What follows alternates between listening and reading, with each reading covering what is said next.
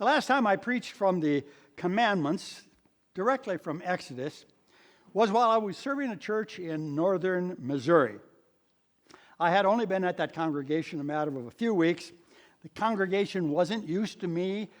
Maybe you are a little bit, you've heard me before, you know that I ask questions often and expect a response. So in order to get this congregation, not you this morning necessarily, but in order to get that new congregation used to it, I thought, how am I going to get the people to raise their hand when I ask them to respond or say yes or no? So I decided that the best way to do it was to go to a friend in the congregation, a fellow I'd become friends with, and I said, Jim, I want you to raise your hand in the congregation. I want you to raise your hand when I ask, have any of you ever committed idolatry? Any of you ever commit idolatry? My daughter, okay. Jim just got, and he said, I could see the terror on his face, and he just said, okay, man, but my wife is going to kill me. And I said, idolatry, not adultery. How crazy do you think I am? Ask a question like that. That's why the children helped me when I explained idolatry, the worshiping of false gods. He was a little bit more relaxed when he understood. In Exodus 21 through 17, God gives Moses the commandments. Not the whole law, just the 10 commandments. God gives 613 mitzvah, or laws, in the Old Testament. A common expression, and you hear it in the even in the New Testament. Give me a rule, give me a law, give me mitzvah for this or that decision. Give me mitzvah for this or that opinion. Give me some law to establish why you believe this or believe that. God not only gives the commandments, but he fleshes them out, especially the first, second, and third, and fourth, and then the last commandment. He goes over very quickly the others. You shall not kill, you shall not steal, you shall not commit adultery, you shall not bear false witness. All of those are open to discussion in some sense. That is a definition. What do you mean by thou shalt not kill? Well, murder. What do you admit by thou shalt not steal? You have to remember that in the Old Testament, if you lent money at interest, that was stealing. Interest was considered earning something for doing nothing other than making a loan to somebody. So interest was like stealing. The last commandment, thou shalt not covet. That always sounds to me like the kitchen sink of all the laws. Thou shalt not covet. Anything else left over? Anything else you might have done that could have been fun that you shouldn't? You shall not covet. It makes me think that God was considering all the bases, just covering all the bases rather, making sure that he hadn't forgotten something important that might have slipped his mind. As a young person, I noticed that preachers did not spend a lot of time with the 10th commandment. The preacher, the Sunday school teacher, made it clear that it was sinful to want your neighbor's donkey or his house or his wife. It was all right to want one like it, very much like it. They said coveting was greediness. It was jealousy over something your neighbor owned. That would be sinful. Even so, they always made a point of saying there's nothing wrong with being rich or being powerful so long as you're not really greedy, so that you're not selfish. We could want what our neighbor has as long as it didn't already belong to him. We were warned that coveting your neighbor's wife, the preacher always warned this, could lead to adultery. At 12, I didn't know why the preacher stressed that one particularly.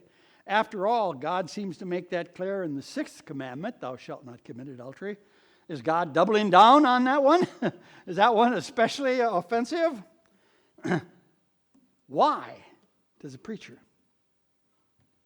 So as I was saying, as long as we were not too greedy or wanted to take something that already belonged to our neighbor, we knew that covetousness was not a thing you really need to worry about all that much. It's not like the other ones. It's not as serious. You can be just a little bit eager to have more. You can want more. You can desire greater things. You can hope for things. As I got older, though, I found that the explanation was just too weak to have any real bite in it. I still didn't understand it. Go ahead, they seem to say, and want more than you need, but just be only a tiny bit envious of your neighbor. Don't let it get the best of you. Their explanations always left me feeling like there was something I didn't understand, something I didn't know. I didn't know what it was, but I didn't know it, and I wondered if they did. I had to grow a bit older. So I got older, and I went to seminary. And when I left seminary, I still didn't understand what that was all about. After I graduated from seminary, I had been gone from the church where I had preached while a seminarian. I had preached there for 3.5 years, and I left. After a few years, Priscilla and I returned to that congregation one summer during vacation.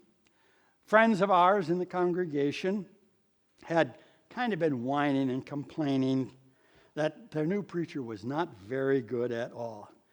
I didn't respond to that whining because it's unethical to criticize the person who follows you in a previous ministry. I couldn't say anything about this fellow, what he was not doing well, or that's just unethical. If people want their own opinion, they can have it, but I need to shut my mouth.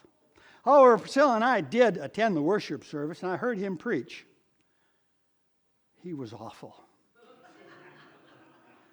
To be honest, his sermon stunk. He just babbled on and on and on. I became embarrassed for him. I became so bored that I made a point of listening for mistakes. I really just started listening for the mistake.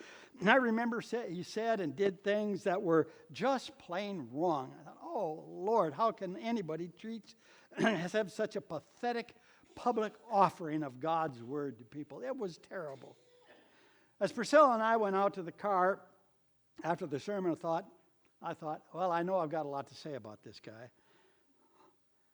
I'm sure Priscilla will have a few things to say. I'm going to let her talk first. I consciously thought, I'm going to let her speak first because I know I've got a lot to say, and once I get on a rant, my kids will tell you, I just can't stop. I get on a rant and I get going, so I thought, I'll let Priscilla speak, and when she's done, then I can get on that roll. So I said, what did you think of Bob's sermon, Priscilla? She looked at me and she paused for a few thoughtful moments, and then she said, I think Bob sounds like you more than any other preacher I've ever heard. Oh, it hurt. I just told you what the worst sermon I ever heard, and she says, I sound more like him than anybody else she's ever heard. That wounded me. I mumbled some expletive under my breath. I don't know whether I said much about the sermon or not. It hurt. And I knew why it hurt. It hurt because our friends had told me that he was not a good preacher, and it silently, quietly kind of delighted me to know I was better. Years earlier, when I had been the student preacher, people complained about my sermons too. So when I went back, I was eager to believe that those who criticized Bob's sermons would have unanimously agreed that I was better than him. I didn't want what he had. I wanted what he didn't have. I wanted universal praise that I was a better preacher than Bob. That is idolatry. Even wanting something that other people don't have can be idolatry. And I wanted them to all believe, foolish of me, to universally believe that I was a better preacher than he was. I've laughed at myself over that bit of coveting more than once. The 10th commandment is about coveting. You are not to covet your neighbor's donkey, his wife, his land, or anything else your neighbor owns. The line about coveting your neighbor's wife, it's not about adultery. But with all of those things, you shall not covet his house, his donkey, his wife, his slaves, or anything else. The quickest way to elevate yourself in the ancient world, the quickest way to bring your status up, and still remains a pretty big way, ask Meghan Markle, to elevate your status is to marry way up. And Meghan Markle married way up when she married the prince, didn't she? She elevated her status. Now, there's nothing wrong with that unless she married him just to elevate her status. The quickest way in the ancient world to elevate your status is to marry very well or go into the military and be a very successful soldier, to win battles. Those are the two quickest ways. And even today, marrying up. Now, most of us men know we married up. Certainly Bob does. I hope you know that, Bob. You married up. But I think you probably married for love. And that doesn't mean coveting. You marry someone for love, that's not covetousness, even if it does elevate your status. But if you marry a woman or a man, if you covet his property, if you covet the things he has a better house. If I had a house like that, people would know I'm important. If I had servants, if I could have servants who would wait on me hand and foot, you people would probably be pretty impressed. If I could afford to pay them, you might be pretty impressed.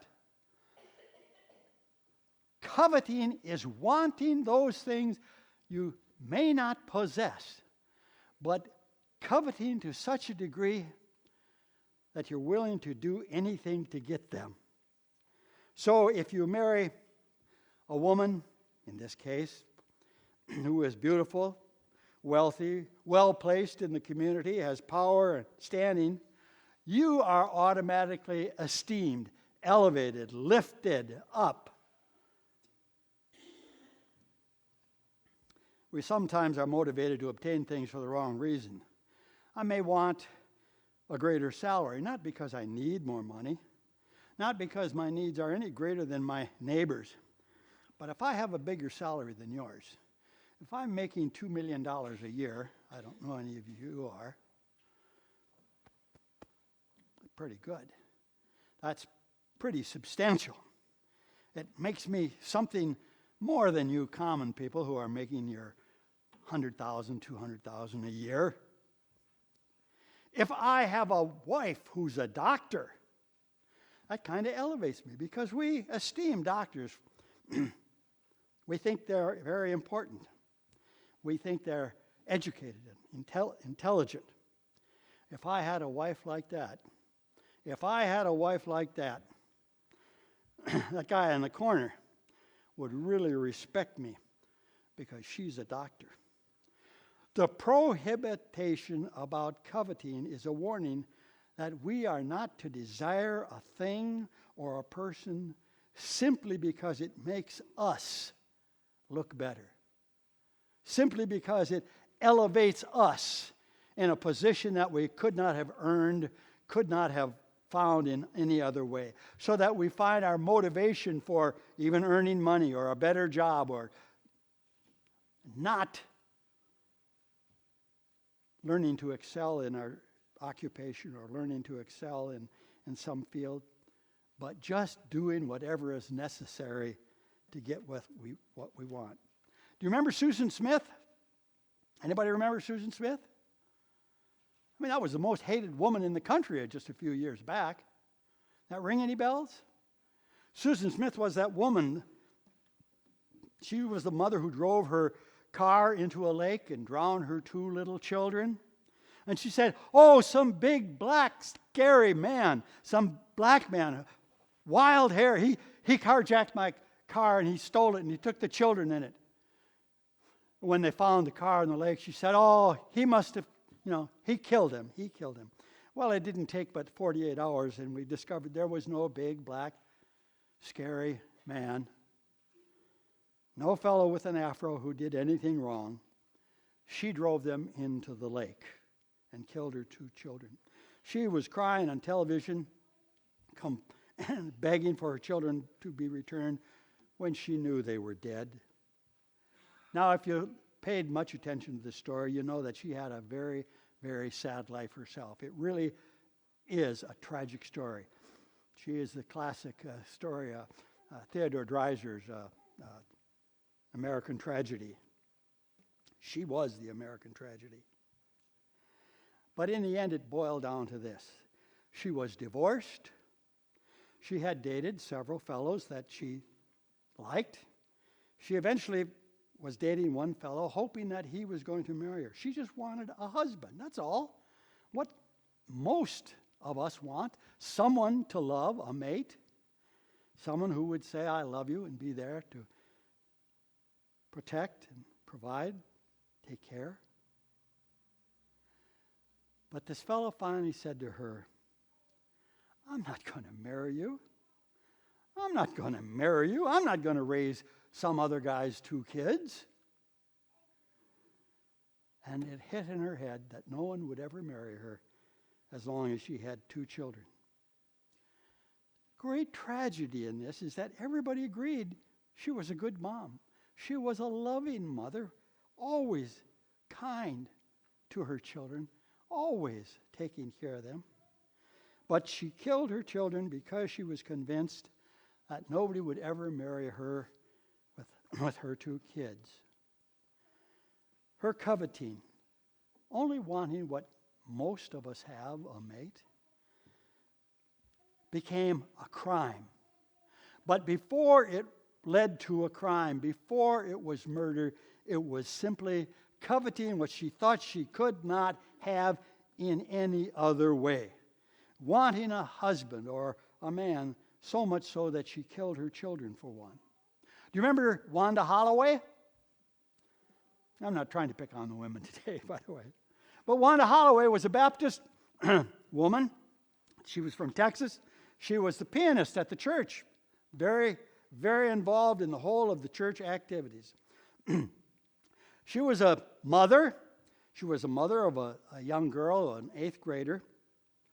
Wanda Holloway tried to hire someone to kill, to murder a woman.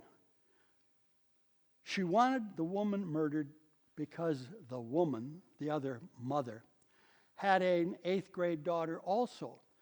And both of their daughters were trying out for the cheerleading squad, the 8th grade cheerleading squad.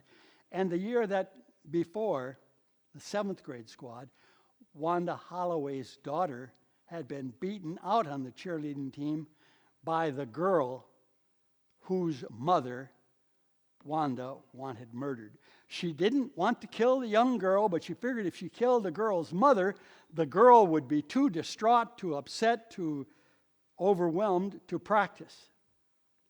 Wanda Holloway was herself a frustrated cheerleader. She tried to be on a cheerleading squad when she was in high school, but she never made it. And she coveted that position so much for her own daughter that she was willing to have someone murdered so that her daughter would achieve this success, because she figured her daughter wasn't good enough to beat out the girl, but if you cripple the competition, she's got a chance. Covetousness, a small thing. James and John go to Jesus and say, we'd like to sit on your right hand and your left hand. Now that's an expression which simply means, as it does today, your right hand man, that's your strong arm. That's the guy who's in charge. That's the guy you go to when you need help. And on the other hand is your left hand. We want to sit on your right and your left. We want to be something in your kingdom, special, elevated over the other apostles. And they hadn't done anything more than Peter or other of the apostles. And yet they wanted to be elevated. And the interesting thing is, they learned that bit of covetousness perhaps at home, even though there is the commandment. Remember James and John's mother. The mother of those two goes to Jesus and asks the same things. I ask only one thing, that you put my sons on your left in your right when you come into your kingdom.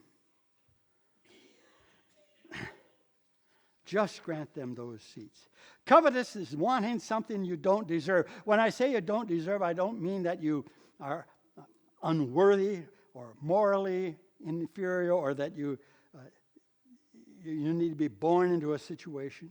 By deserving, I mean wanting something you cannot obtain honestly, either through work or hard effort. Wanting something enough to spur you to go after that thing in an honest, straightforward way. I was listening to the news the other day. It was a retrospective of the biggest news stories of the last couple years. The third most shocking, newsworthy, or covered story was this, and it surprised me.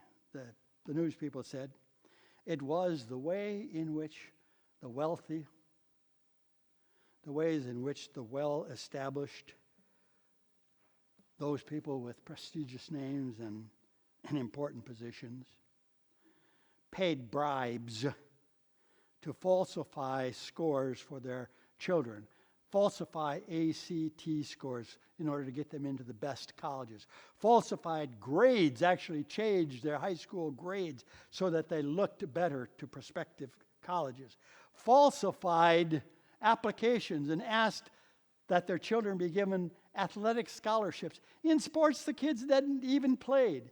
And there were enough people to go along. You could buy the bribe, you could buy the false scholarship, you could buy the ACT score, you could buy the elevated grades, or just give $100,000 to Harvard or Yale or Princeton or wherever you want your child to go to ensure. Just wanting to do something. I think that's a warning that we need to be careful when we say, boy, I'd do anything for my kids. I'd do anything for my kids. I'd lie, I'd cheat, I'd hire someone to kill, I'd murder, I'd bribe. I know a girl who got an ACT score. She scored well. She did very well. She studied for that test. She not only studied, but she restudied, took the test once, took the test a second time, as is allowable. She took the scores that she got because she was and aimed for a certain score that she wanted, and she studied for it. Took extra classes in school, took the hardest, and after the third time of taking the ACT, she got the score she deserved. Her parents did not pay to have her admitted to a prestigious college. They didn't pay to have her ACT score changed. There's nothing wrong with achievement. There's nothing wrong with success or wanting it. There's nothing wrong with wanting power, so long that it is earned honestly, used honestly. Just be careful. I guess this is idolatry. Be careful if you find yourself saying, I'm willing to do anything for my kids. So many things that people want are simply spurred by envy, nurtured by greed and jealousy. They're not just immoral. They're not just covetousness. After a while, they become illegal. What is a crime? Murder, stealing, lying. What becomes a crime always begins just as a sin, just wanting a little bit more. That little old thing that we kind of brushed off, the last of the commandments, covetousness. A thing we hardly thought counted. A thing our preacher said, oh, don't worry about that one too much. Just a little sin. Jesus Christ tells James and John, it is not for me to decide. It is not for me to decide who will sit on my right hand and my left. That's something else. Maybe he was implying even that it was up to God. But that is, what have you done? What have you done to be entrusted, to be given this spot? What have you done to earn what you have? Amen.